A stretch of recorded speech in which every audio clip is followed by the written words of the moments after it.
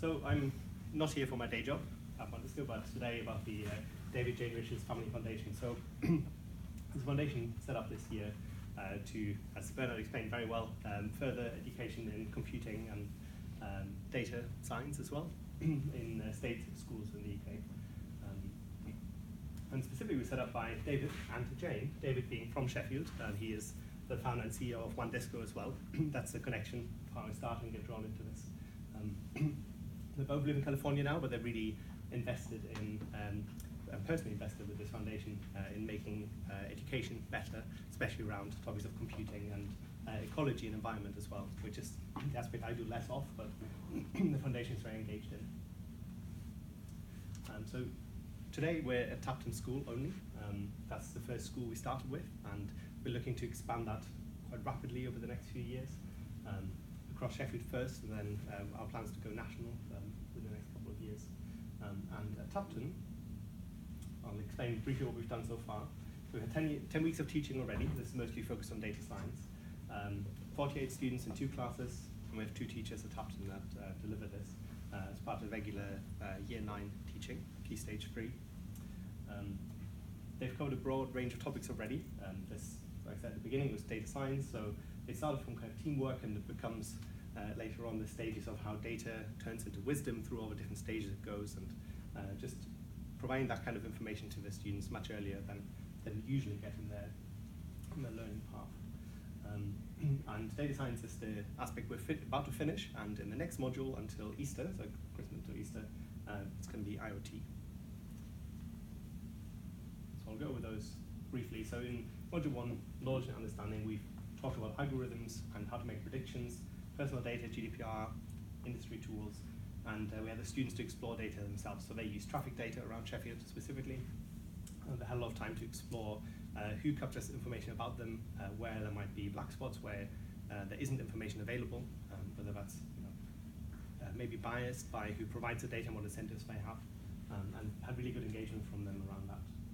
And they've used Tableau as a tool to visualize data that exists. So they've looked at open data, they download the data themselves, they analyzed what information there is and why that might be, and had really good insights on that. The next module will go a little more hands-on. So this is a picture I took after I picked up our Enviro hat from Pomeranian, and Raspberry Pis they're going to use. And the students are going to get, in small groups of 2 or 3 of them, they get a Raspberry Pi and the sensor hat together, and it's fairly basic sensors, so motion, light, color, barometer, temperature. They'll get batteries as well, so they'll be able to run it for 24 hours. And it's going to be pre-configured with databases set up already, so that the measurements that are taken are fed into a database and replicated to kind of a master where you can then see the changes that happen.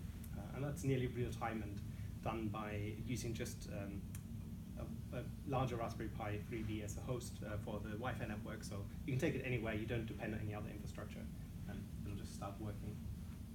And we've also installed a LoRaWAN gateway at the school, and this is the plan as we roll out to other schools, that we encourage them to do the same thing, and to provide coverage across cities. So this is LoRix gateway specifically, because people here will be familiar with them, so you can see. And it'll be able to feed into the Things network, which I think here we've always agreed was the best way forward. So, and in module 3, we'll take the first 2 aspects and pull them together. So the students will be able to pick a project that they're interested in. They will have already learned around how they can gather the information, what quality data they get from it, and they will have had hands-on time with the Raspberry Pis for a few weeks at that point, up to months in fact. So they'll be able to propose something, and we'll work through them in the classroom to kind of iterate on the idea and to allow them to present something back at the end to say they're solving a kind of problem, or they're tackling something interesting.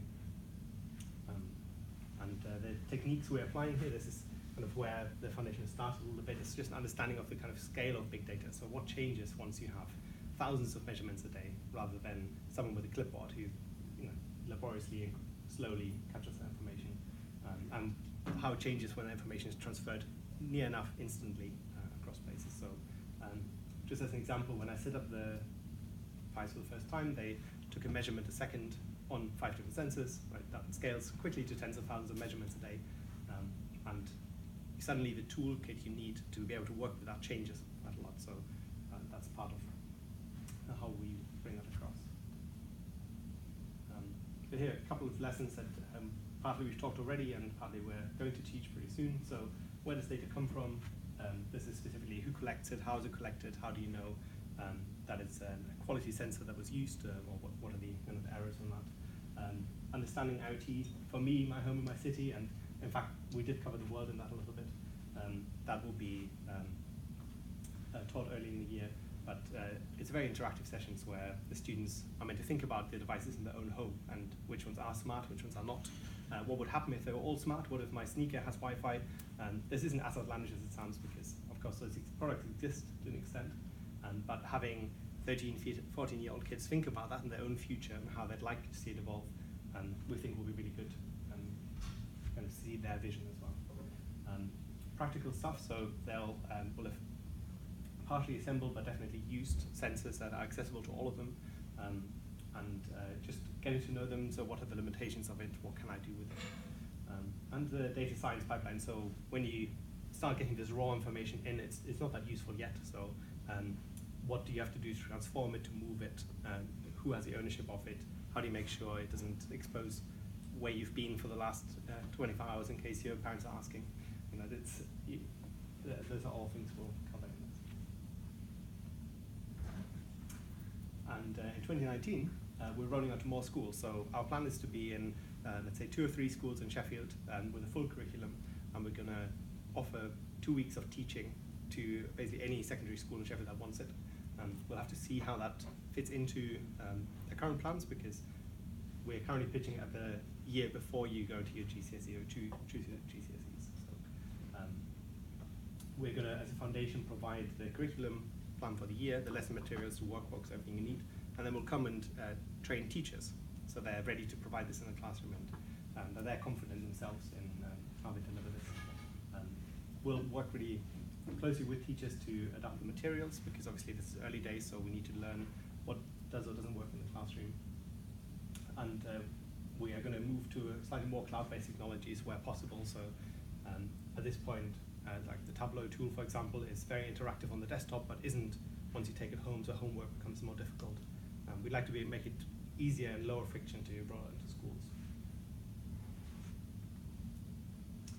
And before I end, I don't have a slide for this, but this particular group, I've obviously been here for well over a year. I've come to basically every meeting, and I'm quite interested in hearing from you what kind of contacts you have, or what things you already do that might help make this more real for students. So in the first part about data science, we have them go to Hallam University to learn about sports science and how they analyze athletes and performance there.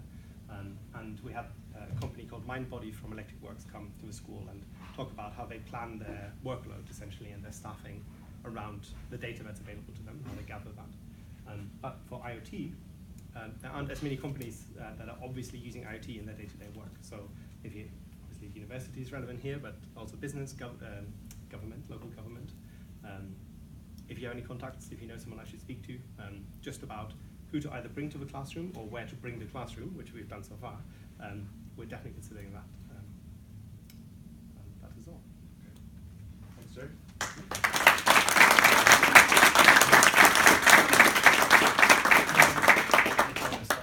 If anybody wants to talk to Joe afterwards, we'll do it over drinks. I'm sure people have got some questions. You know who he is now, so you can ask him something later.